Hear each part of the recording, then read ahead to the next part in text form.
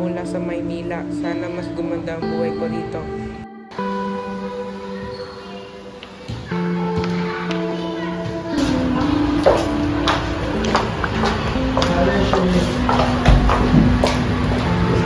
Good morning, class. Good morning, Teacher Sophie. You may sit down. So today, we'll be having a new student. Please welcome Bobby D. Matibag. Bobby D. Matibag. Please introduce yourself. Good morning, my classmate. My name is Bobby D. Matibag. I'm from Sultan Kudarat. Thank you for your kind introduction. You may now sit down next to her.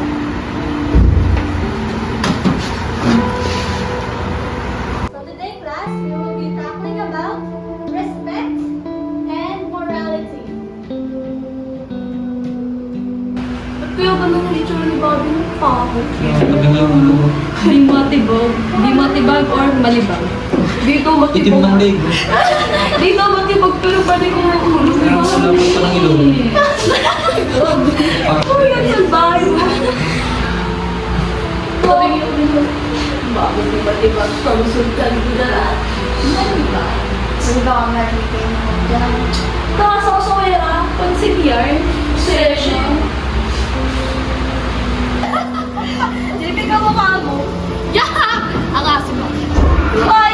Ginagawa mo dito? Sino Ay, dito? sorry. Hindi na ako dadaan. Alis! Alis! Buka! Bawal ka dito! Bilis to. Bulitin. Ang pangit! Sa isipan ni Bobby, Hoy, ba? Pumunta ka nga dito! Wait lang po, tita. Bago naman na ito eh! Hugasan mo nga yung mga plato doon! Wait lang po, tita. May tinatapos po na school work. Uy, sundin kang bata ka. Sundin ko stepmom mo. Kaya ka tayo dito sa Maynila para sa stepmom mo eh. Sundin kang bata ka. Uy, Bob, okay ka lang ba? Okay lang, may problema ako sa bahay. At saka lumabot kayo sa akin. Kung magaling kakausapin ko na lang yung tatlo. Ba yan? May say ka naman init-init. Kaya Kaya nga. nga. Tapos alam mo ba, si Bob daw, sasali daw si kaya niya ba? Siya? Magsi-CAT? Uy, si Bobby na naman yung pinag-uusapan niyo. At hindi niyo ba alam may pinagdadaanan niyo sa bahay nila? Diba? Eh. Ikaw, ano na yung pang-comment sa kanya kung sorry na kayo sa kanya? Pag-iisip kayo. Ano, mag-sorry ba tayo kay Bobby? Ito ba yung sinasabi niya kung nagpapagasa natin? Siguro. Parang pente-pan kasi siya. Sorry na tayo.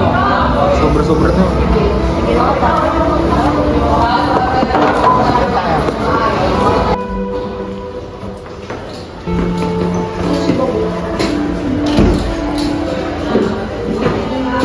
Bob, sorry sa mga nasabi namin sila na di maganda. Di naman namin alam na may problema ka pala sa bahay niyo. Sorry yan. Sorry talaga sa mga nagawa namin. Okay lang yan. Napatawad ko naman. Salamat. Thank you sa pagpunama sa amin. Hindi yan namin ikaw bubulitin.